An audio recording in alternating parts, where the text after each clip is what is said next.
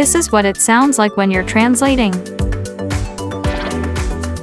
This is what it sounds like when you're translating.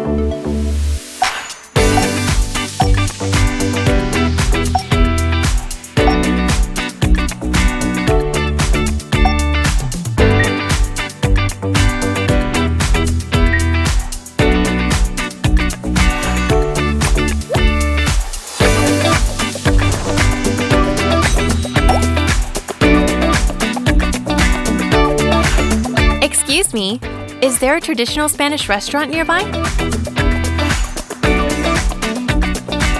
Disculpe, ¿hay algún restaurante español tradicional cerca?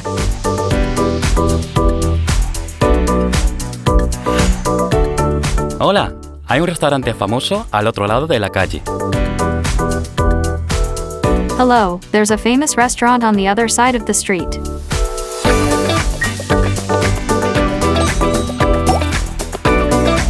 How long does it take on foot? ¿Cuánto se tarda a pie? Unos 5 minutos. No olvides probar el plato estrella. About 5 minutes. Don't forget to try the signature dish.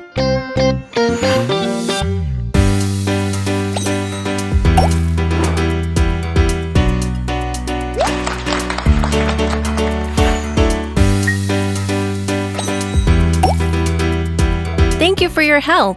I will try your recommendation. Gracias por su ayuda.